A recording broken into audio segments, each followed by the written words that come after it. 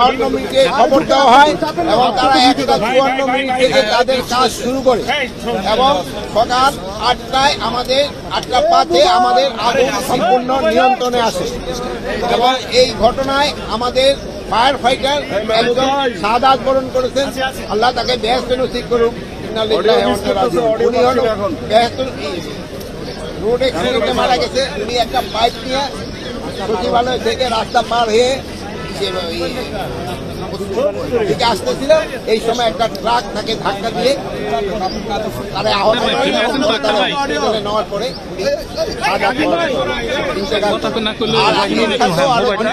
সামান্য আহত হয়েছে।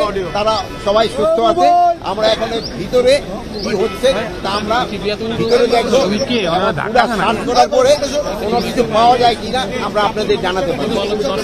আর এটার ব্যাপারে আমরা একটা তদন্ত কমিটি গঠন করে দিচ্ছি। ক্যাবিনেট সেক্রেটারি অলরেডি ইনস্ট্রাকশন দেওয়া হয়েছে, হোম সেক্রেটারি ইনস্ট্রাকশন দেওয়া হয়েছে। একটা তদন্ত কমিটি হাই পাওয়ার একটা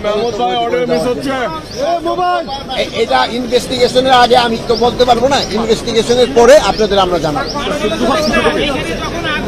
এখন তদন্ত কমিটি কত সদস্য, এটা 5 জন হতে পারে, 7 জন হতে পারে, 9 জন হতে পারে, 11 জন হতে পারে। এই মুহূর্তে তো আমরা পরে সচিবালয়ের মতো এত একটা জায়গায় এইভাবে আগুন, শুনেন, অ্যাক্সিডেন্ট তো সব জায়গায় হইতে পারে। এটা তো এই জন্য তো অ্যাক্সিডেন্ট বলা হয়। সচিবালয় হইতে পারে, দেখো তো সচিবালয়ের ভিতরে তো গাড়ি রাখা হয়, ফায়ার ব্রিগেডের গাড়ি।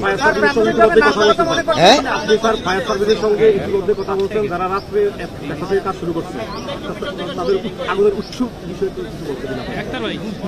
এটা ইনভেস্টিগেশনের পরে, তদন্তের পরে বলা যাবে।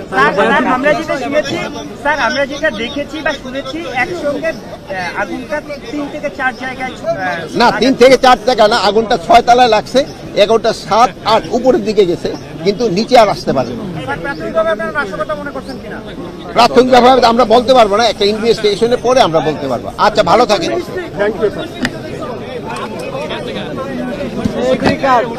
ধরে থাকেন।